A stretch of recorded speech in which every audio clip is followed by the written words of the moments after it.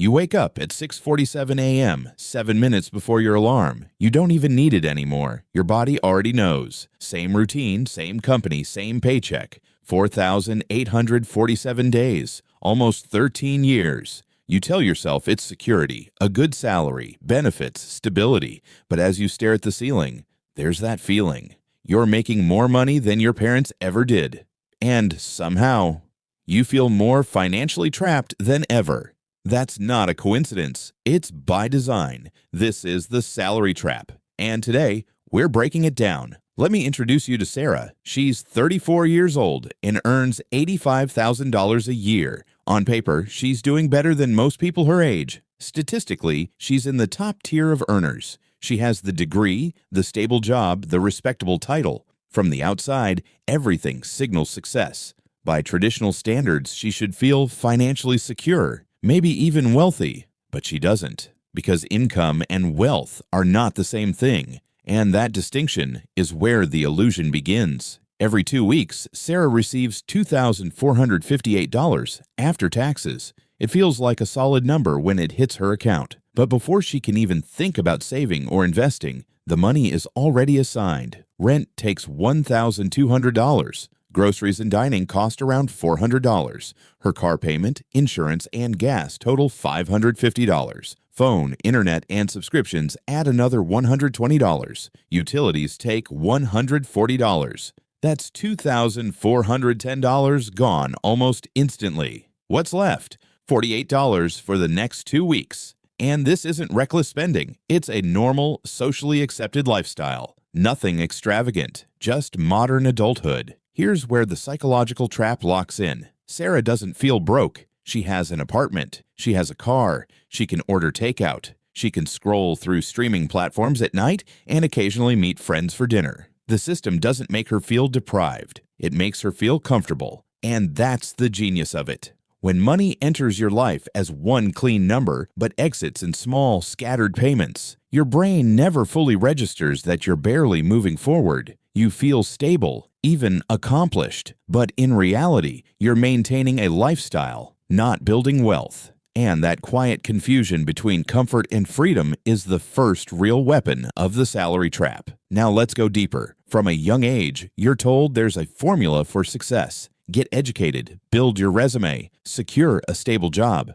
So you follow the script. Maybe you even take on student loans because you believe it's an investment in your future. Eventually, you land that first solid job, $60,000 a year. For the first time, you feel independent. You can afford your own place. You can finance a car. You can finally say, I'm doing well. It feels like freedom because your income has increased. But what actually increased faster than your freedom were your financial commitments. This is where something subtle but powerful happens. As your income rises, your lifestyle quietly rises with it. Economists call this lifestyle inflation, the tendency for spending to increase as earnings increase. I call it golden handcuffs. You move into a better apartment because you can afford it. You upgrade your car because you deserve it. You start dining out more, traveling more, spending more, not recklessly, just proportionally. Then a promotion comes, $90,000 a year, another milestone. But now your rent is higher, your car payment is higher, your subscriptions multiply, and your expectations reset. What once felt luxurious now feels normal. Each raise feels like progress, but each upgrade increases the amount of money required to sustain your life. That's the trap. Your fixed expenses expand until they consume most of your income again. The gap between what you earn and what you keep barely changes. And once your lifestyle depends on that larger paycheck, walking away becomes almost impossible. You're no longer working purely by choice.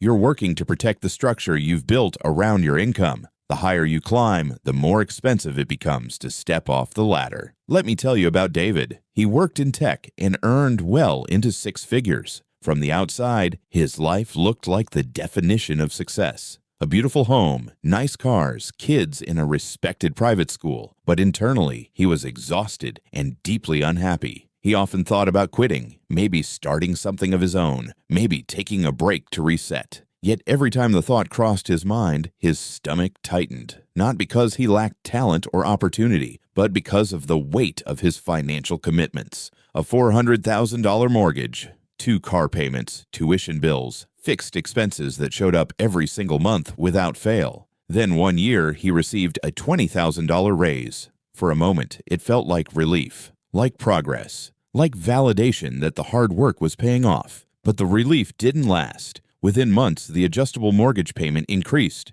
One of his kids needed braces. The older car started feeling outdated compared to his peers, so he upgraded. Gradually, almost invisibly, the extra income was absorbed. His lifestyle recalibrated upward, just like before. And when he looked at his bank account, his stress level hadn't decreased at all. It had simply scaled with his income. This is the most dangerous layer of the system. Obligations tend to grow as fast, or faster, than earnings. When that happens, your financial life becomes fragile, no matter how impressive your salary looks on paper. Living paycheck to paycheck doesn't only apply to low incomes, it applies to anyone whose expenses rise to meet their earnings. And when every dollar you make is already allocated to a mortgage, a lender, or a service provider, your ability to choose disappears. You can't take risks. You can't experiment. You can't step away. Your income flows in and flows directly out to the landlord, the bank, the car company. You're not just earning money, you're functioning as a guaranteed revenue stream for everyone else. Let me ask you something uncomfortable, and I want you to actually think about it.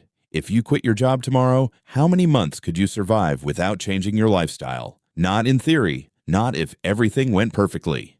Realistically, if the answer is less than 3 months, that's not security, that's dependence. And you're not alone. A large percentage of professionals, even high earners, couldn't sustain their current lifestyle for more than a few weeks without income. That means at any given moment, the stability you feel is conditional. It exists only as long as the paycheck continues. That's not true financial strength. That's vulnerability dressed up as success. The salary trap normalizes this condition. It teaches you that the cycle of work, earn, spend, repeat is adulthood. It convinces you that being constantly busy is the same as being productive, and that earning more automatically means you're progressing. But if every dollar that comes in is already committed to something going out, you're not building resilience. You're maintaining motion. The system doesn't collapse dramatically. It keeps you comfortable enough not to question it. You have just enough to avoid panic, but not enough to build leverage. And leverage, not income, is what creates real options in life. This is where the shift happens. You have to stop confusing income with wealth.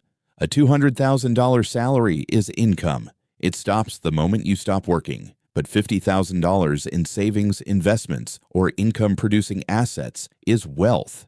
It exists independently of your daily labor. Income is active. Wealth is stored power. The real measure of financial freedom isn't how much you earn. It's the gap between what you earn and what you spend. That gap determines whether you're accumulating assets or accumulating obligations. If the gap is small, you're trapped in maintenance mode. If the gap is large and consistently invested, you're buying freedom, month by month, decision by decision. So how do you actually break the trap? It starts with something simple, but not easy. Intentionally keeping your expenses lower than your income, even when your income rises, especially when it rises. Most people treat raises as permission to upgrade their lives. But if every raise immediately increases your lifestyle, your financial position doesn't improve, it just scales. Real progress happens when your income grows faster than your expenses. That difference, the gap between what you earn and what you spend, is the foundation of freedom. Without that gap, you're just maintaining a more expensive version of the same life.